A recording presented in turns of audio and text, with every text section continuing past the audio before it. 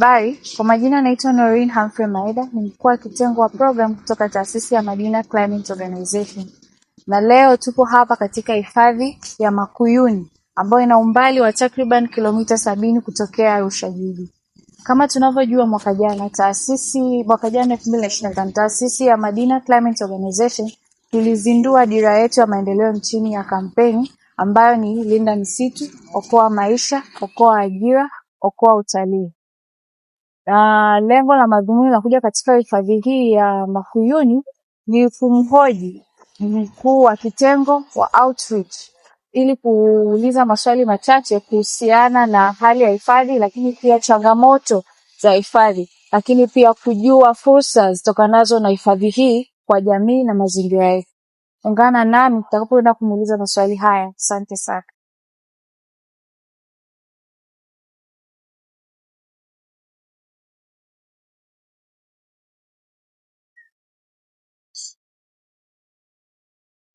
Habari. Kwa majina naitwa Noreen Humphrey Maida, ni mkuu wa kitengo wa program kutoka taasisi ya Madina Climate Organization. Na leo tuko hapa katika hifadhi ya Makuyuni kuuliza maswali machache kuhusiana na shughuli zinazofanyika katika hifadhi hii. Na lengo la kuuliza maswali haya ni kwa lengo la kujifunza, lakini pia kujua namna shughuli zinazofanyika katika hifadhi hii. Swali la kwanza ni, unaweza kutuelezea kuhusu Makuyuni Wildlife Park na historia yake? Asante sana madam. Makuyuni Wildlife Park ni hifadhi ya wanyamapori iliyo chini ya mamlaka ya usimamizi wa wanyamapori Tanzania TAWA. Ndio.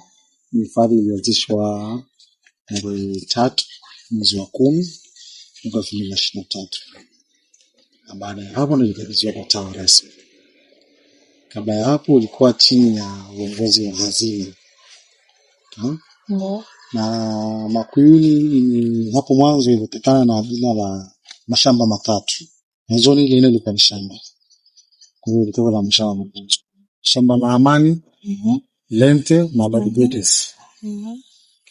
Kwa muunganiko wa mashamba hayo matatu ndio kuleta jina la Makuyuni. Okay. Shukran sana kwa majibu yako. Swali la pili ni kuwa, je, ni aina gani ya wanyamapori na mimea inayopatikanika hapa? Hapa katika eneo letu la Makuyuni tuna aina nyingi za wanyama. Tuna species 20 za wanyama. Ndio. Tunasema wanyama wakali na wanyama wasio wakali. Sio wakali. Pamoja na hilo tunao big 4. Big 4 sasa kote tuna big 4. Tuna simba, ndio, tuna tembo, ndio, nyati, ndio, tuna twiga. ndio.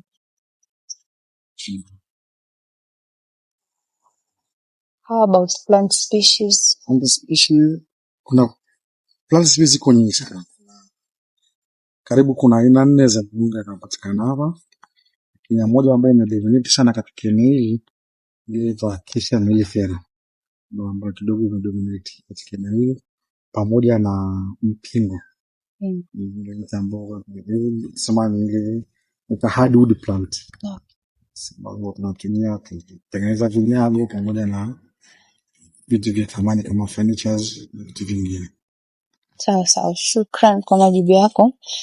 Swali la tatu ni, taasisi ya Madina Climate Organization tulizindua kauli mbiu yetu ambayo inasema ni linda misitu, okoa maisha, okoa ajira pamoja na okoa utalii. Swali ni kwamba, je, unaweza kuelezea jinsi gani misitu inahusiana na maisha ya jamii? Misitu inahusiana na maisha ya jamii kwa sababu inasaidia. Cha kwanza kabisa inatunza mazingira katika maeneo ya jamii husika. Ikiwa ni pamoja na kuwasaidia katika kupata maji katika chemchemi zinazotokana na misitu hiyo. Vile zinawasaidia wao kupata malisho ya baadhi ya mifugo yao. Vile inawasaidia kupata ajira kama za ulinzi. Ndio. Au pindi inapohitajika kwamba sasa labda uvunaji wa miti katika eneo fulani, basi ajira fulani itapatikana. Vile inasaidia kuleta mvua katika shamba. Pamoja na hiyo, bila kusahau maji safi na chanzo cha chakula. Yes. Asante sana. Swali la 4 ni je, Makuyuni Wildlife Park ina mpango gani wa kushirikisha jamii katika kulinda misitu na wanyamapori? Makuyuni Park mpango upo na bado ni mpango endelevu. Ndio. Mpango huu ni kutoa elimu kuhusiana na viumbe hai au wanyamapori pamoja na misitu inayopatikana katika eneo hili, kwamba kuwapa faida za kuwa na hifadhi hii, kwamba faida mojawapo ni pindi watalii wanapotembelea eneo hili kupata fedha ambazo mwisho wa siku zitarudi tena kwao kwa ajili ya maendeleo ya kijamii, kwa mfano kama kujenga shule, barabara, hospitali na mambo mengine. Misitu itawasaidia wao kama hivyo kwenye kupata maji safi na salama, vyakula, kulisha mifugo yao. Kwa hiyo Makuyuni tunaendelea kutoa elimu hiyo kwa jamii ili waendelee kutunza vyanzo hizo vya misitu pamoja na wanyamapori waliopo ndani yake. Shukran kwa majibu yako mheshimiwa. Swali la 5 ni je, Mr. Orio, unafikiri uhifadhi wa misitu unaweza kuleta fursa za ajira na utalii kwa jamii? Ndio, inaweza kuleta fursa nyingi sana za ajira. Ndio. Moja ya fursa hiyo ni biashara na sanaa. Ndio. Biashara na sanaa, kwamba pindi wanaweza kujiajiri wao wenyewe kutengeneza bidhaa, mfano zile shanga za Kimasai au kutengeneza vinyago ambazo hizo zitawasaidia wao pindi wale wageni wanapokuja kutembelea hifadhi hii, wataweza kutoka nje na kuona bidhaa wanazotengeneza kule na kuweza kuzinunua. Vile vile kuna ajira. Ambao ajira hiyo kuna wale waongoza watalii. Ambao vijana ambao watapata ajira ya kuongoza watalii ndani na kuelezea vitu vinavyopatikana. Kuna kazi za hoteli aidha zilizopo ndani au nje ya hifadhi. Vile vile na ulinzi wa misitu kwa ujumla wake. Fursa nyingine ya ajira ni utalii wa mazingira, ambao ni kupata kipato kutoka kwa watalii vile vile. Kwamba wametembelea, wamekuja, wamefika hapo, wamenunua hichi, watapata kitu fulani. Shukran sana. Asante kwa majibu yako. Swali la 6 ni changamoto zipi kubwa zinazokwamisha juhudi za uhifadhi wa misitu na wanyamapori? Katika eneo hili la Makuyuni au katika jamii yetu ya Kimasai iliyoko hapa, cha kwanza kabisa ni elimu ya mazingira kwa ujumla wake.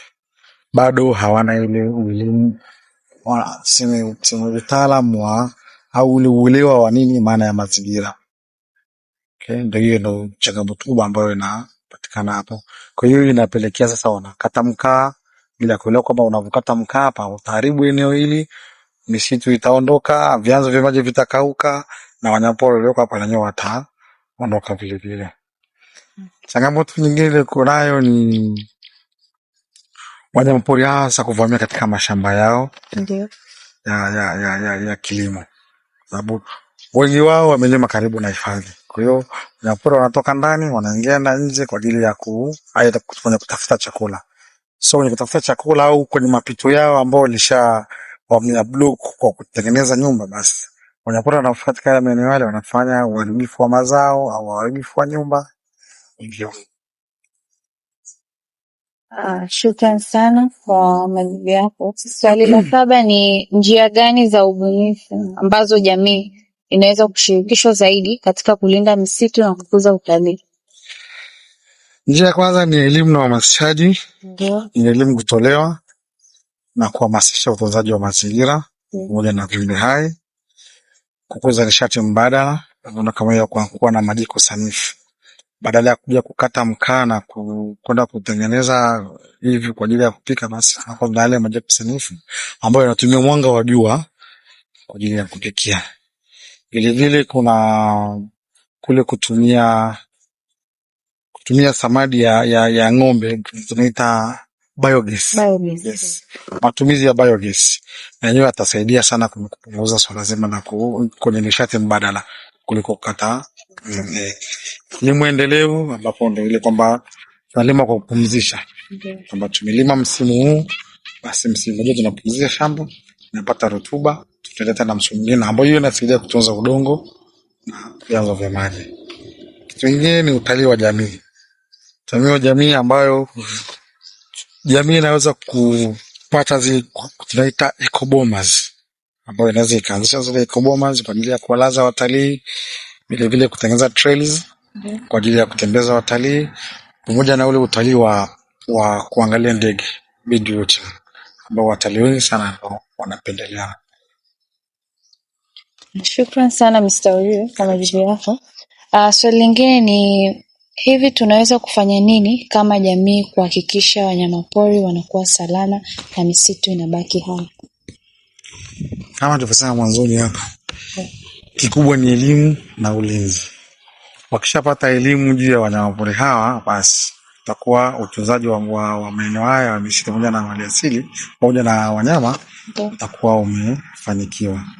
Na ulinzi ambao ulinzi utaanzia katika vijiji vyao wenyewe, watatengeneza vikundi ambavyo especially kwa ajili ya kulinda kwamba hakuna kukata mkaa, hakuna kuingiza mifugo hifadhini kwa ajili ya kulisha mifugo, ili kutunza vyanzo pamoja na mimea iliyopandwa nchi. Sasa. Shukran sana. Swali la mwisho ni ujumbe gani ungependa kupeleka kwa wananchi kuhusu umuhimu wa kulinda misitu, wanyamapori na kukuza utalii?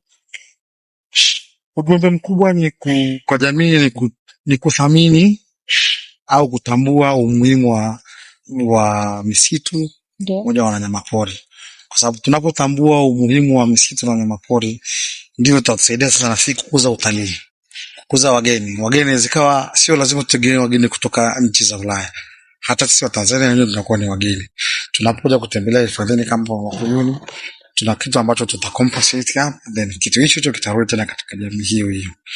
Kwa kikubwa ni kuimarisha ulinzi na jamii ielewe umuhimu wa kuwa na misitu na wanyamapori. Misitu hii inawasaidia kwenye chakula cha mifugo yao, chakula wao wenyewe, maji safi na salama na hali ya hewa nzuri. Shukran sana Mr. Orio kwa majibu yako. Kutokana na majibu yako uliotupa, hakika tukihifadhi misitu yetu tunaweza kuokoa maisha, kuokoa ajira, kuokoa na utalii, na hiyo itakuwa ni kauli mbiu endelevu. Shukran sana. Nashukuru sana. Thank you very much.